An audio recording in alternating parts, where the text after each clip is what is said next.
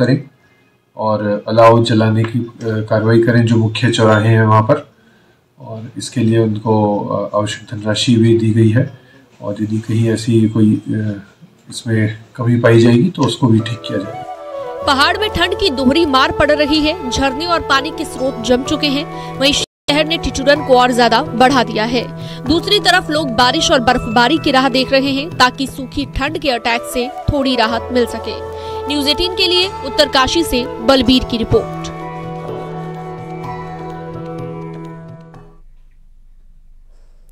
मैदानी क्षेत्रों में शीतलहर के चलते ठंड लगातार बढ़ रही है, जिससे कि आम जनजीवन प्रभावित हो रहा है।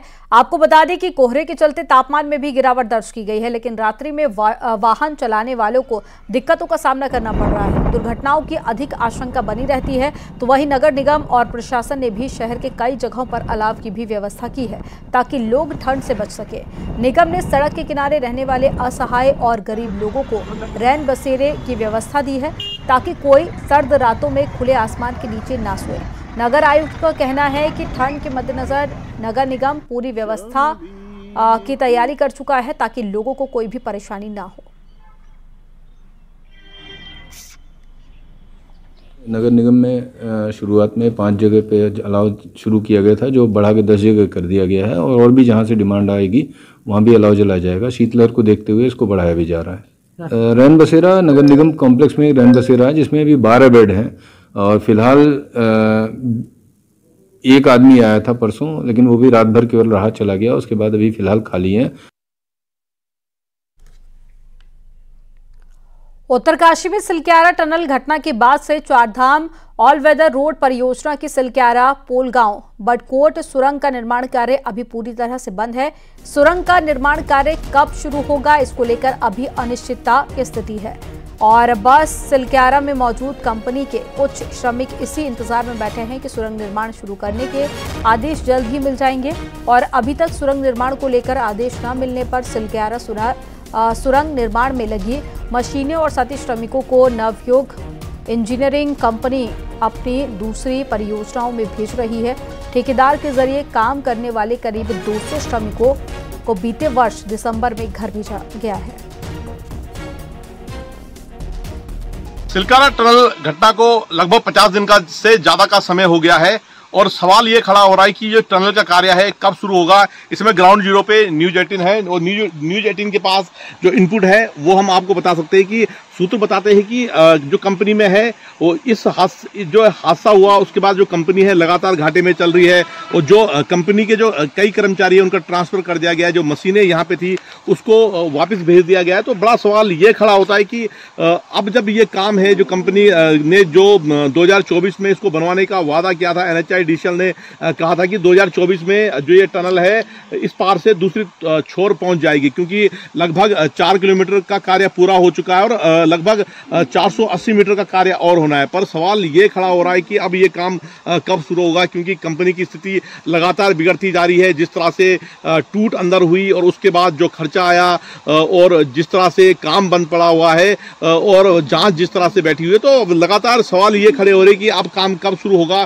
क्योंकि 2024 में इस जो ये टनल है इसने बनके पूरा हो जाना चाहिए था। पर जो इनपुट बताते हैं, जो सूत्र बताते हैं कि कंपनी की स्थिति लगातार खराब होती जा रही है, और इस समय यही कह सकते हैं कि ये बड़ा सवाल खड़ा हो रहा है कि जो ये इसका कार्य है कब शुरू होगा और कब ये टनल बनके पूरी होगी, क्योंकि ये जो प्रोजेक्ट है ये PM मोदी का ड्रीम प्रोजेक्ट है, और ऑल वेदर के तहत सबसे बड़ी जो टनल है ये यहाँ पे बननी थी। और जब ये टनल बनेगी तो इससे लगभग 26 से 27 किलोमीटर की दूरी कम होगी, और दो जो घाटी है, यमुना घाटी और गंगा घाटी, उसका सफर सुगम होगा, जिसके तहत ये टनल बन रही थी। पर सवाल अब यही खड़ा हो रहा है कि इसका कार्य कब शुरू होगा और कब जो ये टनल है ये बनके पूरी होगी। Balbir Parmar, news 18, Silkyara tunnel, Uttarkashi.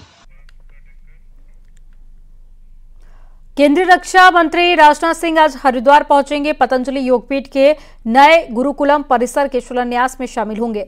मुख्यमंत्री पुष्कर सिंह धामी भी मौजूद रहेंगे।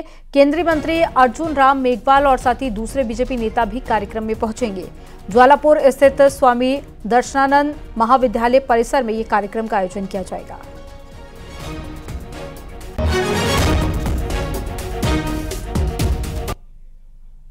केंद्र की मोदी सरकार उत्तराखंड पर खूब मेहरबान है। लेकिन इस मेहरबानी का फायदा राज्य को समय से नहीं मिल पा रहा है। आखिर क्या है इसकी वजह, एक रिपोर्ट के जरिए आपको दिखाते हैं।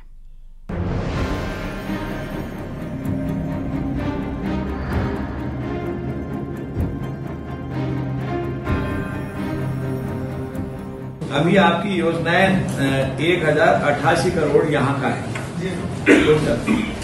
आपने प्रतिशत में बताया, इसमें ओवरहेड कितने हैं, पंपिंग वाली कितनी है, ग्रेविटी वाली कितनी है, कोई बनाया है आपने जल निगम जल संस्थान में?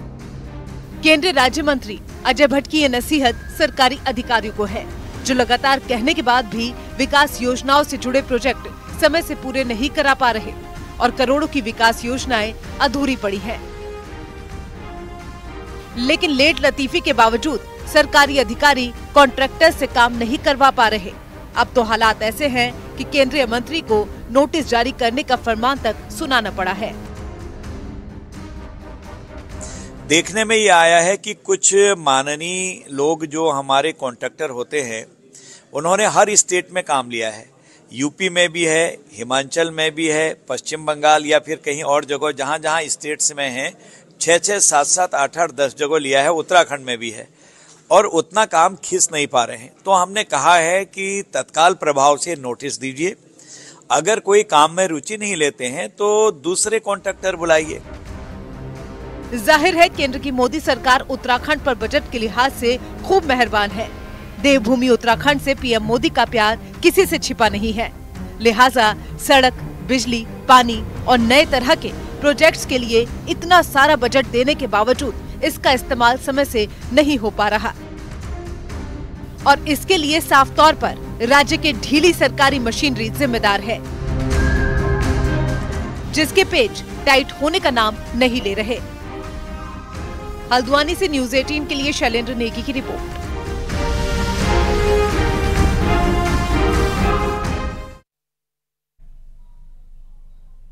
उत्तराखंड के चीफ सेक्रेटरी एसएस संधू को 6 महीने का सेवा विस्तार मिला गया है और 31 जनवरी को समाप्त तो हो रहा था समय। ऐसे में कौन होगा नया चीफ सेक्रेटरी, इसको लेकर चर्चाएं तेज हो गई हैं। संधू के बाद में राज्य में सीनियर मोस्ट आईएएस वर्तमान में अपर मुख्य सचिव राधा रतूड़ी का नंबर आता है। हालांकि राधा रतूड़ी के पास भी महज 2 महीने का समय होगा। राधा रतूड़ी 31 मार्च को रिटायर हो जाएंगी और दूसरे नंबर पर आते हैं 1992 बैच के आईएएस आनंद वर्धन। और यूपी में 31 दिसंबर को चीफ सेक्रेटरी दुर्गा शंकर मिश्रा को तीसरी बार सेवा विस्तार दिया गया है। इसको देखते हुए चर्चाएं ये भी है कि उत्तराखंड में संधू को दूसरी बार सेवा विस्तार दिया जा सकता है।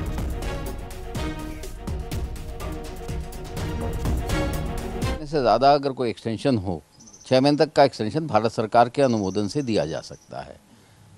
अभी यूपी में मुझे जानकारी हुई है कि वहाँ चीफ सेक्रेटरी को फिर एक्सटेंशन दिया गया, तो ये सरकार का एक डिस्क्रिशनरी पावर है जिसमें वो भारत सरकार के अनुमोदन से दे सकती है। राज्य में 5 आईएएस और साथ ही 5 पीपीएस अधिकारियों के तबादले हुए हैं। 2 जिलों के पुलिस कप्तान भी बदल दिए गए हैं। अल्मोड़ा के एसपी रामचंद्र राजगुरु को हटाया गया है और उन्हें आईआरबी रामनगर भेजा गया है। इसकी जगह पर देवेंद्र पींचा को अल्मोड़ा का नया एसपी बनाया गया है। पींचा इससे पहले चंपावत के एसपी थे और अजय गणपति को चंपावत जिले का नया पुलिस कप्तान बनाया गया है। अजय गणपति इससे पहले एसपी रेलवे हरिद्वार थे और वहीं इसके अलावा प्रमोद कुमार को देहरादून का एसपी सिटी बनाया गया है, जबकि लोकजीत सिंह को देहरादून में ही एसपी ग्रामीण बनाया गया है। पंकज गैरोला को हरिद्वार का एसपी ट्रैफिक बनाया गया है। इसके अलावा देहरादून में बतौर एसपी सिटी तैनात सरिता डोभाल को हरिद्वार भेजा गया है, वहां उनको एसपी रेलवे बनाया गया है। आईपीएस और पीपीएस अधिकारियों के तबादलों के बाद में अब जल्द ही आईएएस अधिकारियों के भी तबादले होने की संभावना है। अगले कुछ दिनों में आईएएस के भी ट्रांसफर हो सकते हैं।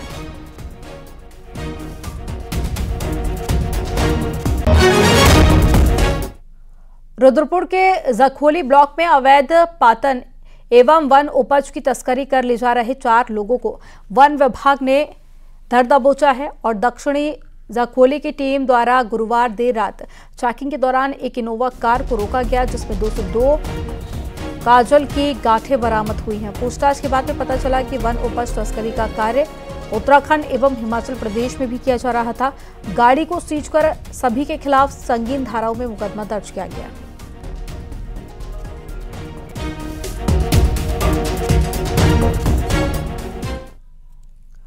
बहुत जल्द ही भारत के प्रथम गांव के साथ साथ भारत चीन सीमा की अग्रिम चौकियां भी बिजली के लाइट से जगमगाएंगी। एक रिपोर्ट आपको दिखाते हैं।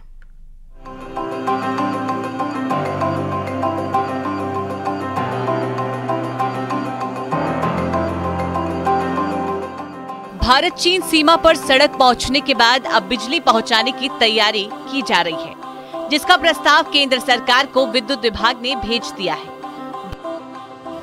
भारत चीन सीमा पर माड़ा पास और नीति पास पर बिजली पहुंचाने की तैयारी की जा रही है, जिसमें कई जगहों पर बिजली घर बनाने की भी तैयारी है। विभाग के द्वारा जो भी हमने प्रस्ताव बनाने हैं, जो भी एस्टिमेशन की प्रोसेस है, वो तो हमने पूरा कर लिया है। बाकी इसके अलावा जैसे केंद्र से हमारा अप्रूवल आ जाएगा, वहाँ पे विद्युतीकरण का काम शुरू हो जाएगा। इसके अलावा कुछ सीमांत चौकियाँ ऐसी है जहाँ पे कि लाइन का मेंटेनेंस करना पॉसिबल नहीं है, तो वहाँ पे हमने सोलर के लिए प्रपोजल रखा है।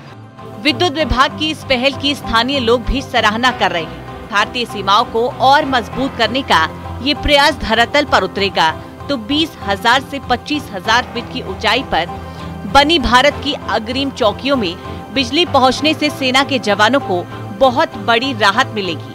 साथ ही भारत का अंतिम गांव भी लाइट से जगमगा जाएगा। बहुत ही विद्युत व्यवस्थाओं के अभी तक वंचित इलाके हैं और वहाँ विद्युत व्यवस्थाएं पहुँचती हैं, तो भारतीय सेना के लिए भी एक बहुत अच्छी सौगात कहेंगे कि उन्हें भी वहाँ रहने में, देश की सेवा करने में, देश की सीमाओं को सुरक्षित करने में बहुत ही अच्छा एक फायदा मिलेगा विद्युत व्यवस्था पहुँचने के पश्चात। तो बहुत ही अच्छी पहल और अच्छी उपलब्धि कहेंगे इस सरकार की। हाई एल्टीट्यूड में विद्युत व्यवस्था पहुँचाना किसी चुनौती से कम नहीं है, लेकिन विद्युत विभाग की इस पहल से भारत की चौकियां भविष्य में रोशन होंगी। देखना होगा कि क्या केंद्र सरकार इस प्रस्ताव पर मुहर लगाती है। न्यूज़ 18 के लिए चमोली से नितिन सेनवाल की रिपोर्ट।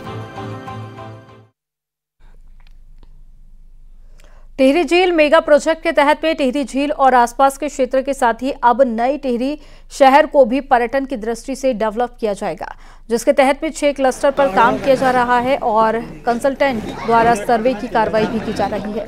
टिहरी झील, कोटी कॉलोनी, डोबरा, चांठी पुल और अब नई टिहरी शहर में भी पर्यटन एक्टिविटी शुरू करने के लिए लोगों से सुझाव भी मांगे जा रहे हैं, जिससे कि टिहरी झील आने वाले पर्यटक नई टिहरी शहर का भी दीदार कर सकेंगे। डीएम का कहना है कि इसके लिए डीपीआर तैयार किया जा रहा है और लैंड ट्रांसफर की कार्रवाई भी की जा रही है। अभी तक जो हमारी जो कंसेप्ट नोट बना है उसमें 6 क्लस्टर्स पे काम कराया जाएगा, जिसमें विभिन्न तरह के अलग अलग एरिया पे काम होंगे, जिसमें नई टिहरी भी होगा, प्रताप नगर साइड भी काम होंगे, डोबरा की साइड है, कोटी कॉलोनी, तिवाड़ गांव, सभी जगह इंक्लूड करते हुए एक विस्तृत कार्य योजना बनाई गई है।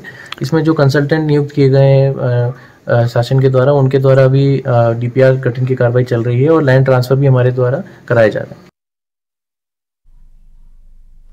पहाड़ों में कई गुफाएं हैं जिसे उड़ियार के रूप में जाना जाता है और लखू उड़ियार, कसार देवी और पड़कानोला सहित कई स्थानों में आदि मानव लंबे समय तक रहे हैं और अब इन्हीं गुफाओं को पर्यटकों के लिए विकसित किया जा रहा है। पुरातत्व विभाग इन गुफाओं को खोल रहा है। आपको दिखाते हैं क्या है ये पूरा मामला।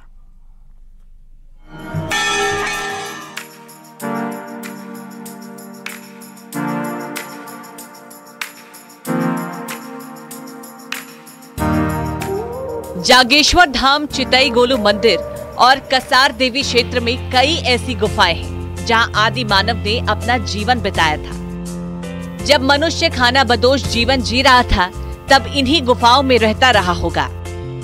अब पुरातत्व विभाग आसपास के क्षेत्र की गुफाओं को खोजकर इसको पर्यटन के लिए विकसित कर रहा है, जिससे यहाँ आने वाले पर्यटक ये देख सकेंगे कि आदि मानव का रहन सहन कैसा था।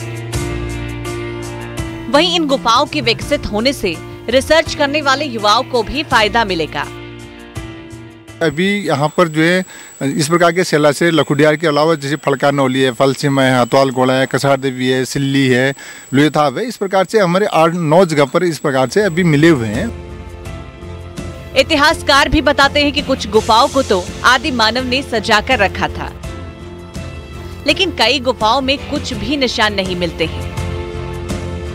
अब पुरातत्व विभाग इन गुफाओं को खोज रहा है, जबकि कई जगहों पर ASI सर्वे का काम भी कर चुका है और गुफाओं को विकसित करेगा, जिससे आने वाली पीढ़ी को पता चलेगा कि आदि मानव कैसे अपना जीवन बिता रहे थे।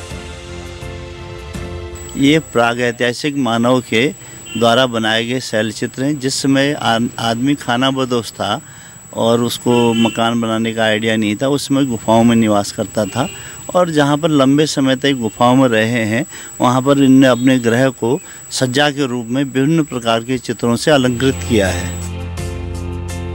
अब देखना होगा कि पुरातत्व विभाग की ये मुहिम कितनी रंग लाएगी, ये तो आने वाला वक्त ही बताएगा। लेकिन जागेश्वर चितई और कसार देवी आने वाले पर्यटक जरूर इन गुफाओं में अपना समय बिताएंगे और पर्यटकों की संख्या बढ़ने से स्थानीय लोगों को रोजगार भी मिलेगा। न्यूज़ 18 के लिए अल्मोड़ा से किशन जोशी की रिपोर्ट।